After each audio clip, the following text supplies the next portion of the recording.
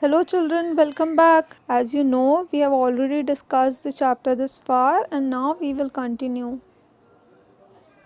The king of the land was very cruel. When he came to know of Lu's magic brush, he immediately summoned him to his castle. The king took his brush and put him in prison. Then he tried to paint a few gold coins, but nothing happened. So, what happened next?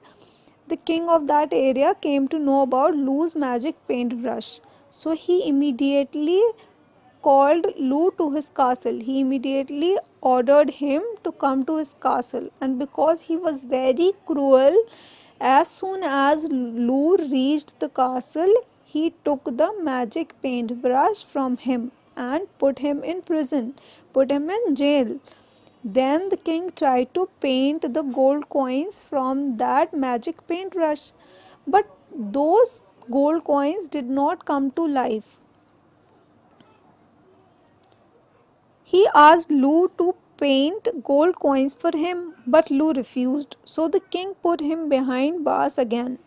So when king tried to paint the gold coins and they did not come to life, he called back Lu again and asked him to paint the gold coins for him.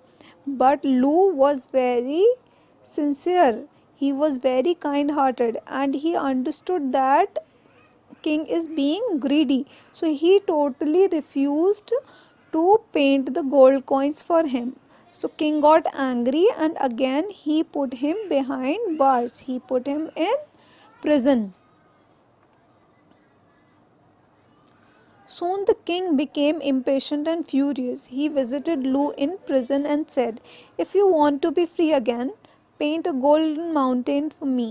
Lu painted a sea instead. In the deep sea, he painted a huge golden mountain. So, because king was very greedy, he again became impatient and furious. So, he visited Lu in the prison. He went to Lu and asked him to paint a golden mountain for him.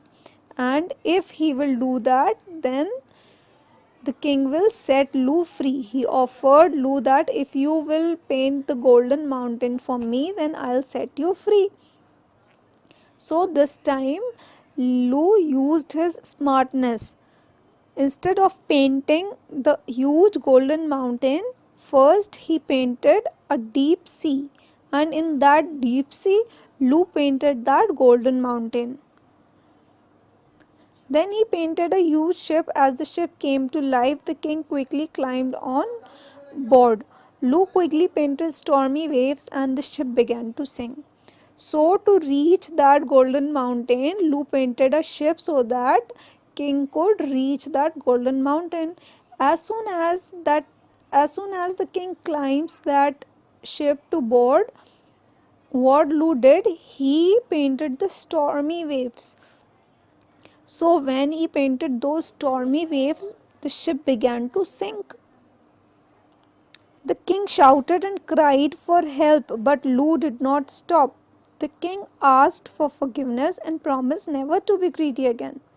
So, when the ship began to sink, the king started shouting for help. He shouted for help, but Lu did not stop and he continued making those stormy waves. Soon, king realized his mistake and he asked Lu to forgive him and he promised that he will not be greedy again. Lu painted calm waves and brought back the king. So when the king apologized Lu, he made the calm waves. And because the waves were calm, the ship stopped sinking and king came back. The king apologized and set Lu free. Lu continued his good work helping the needy with his golden paintbrush. So, when Lu saved the king, he apologized, he said sorry for his mistake, and he set Lu free. He let him go. Lu continued his good work helping the needy with his golden paintbrush. And Lu kept his good work. He helped the needy with his with his magic paintbrush, with his golden magic paintbrush.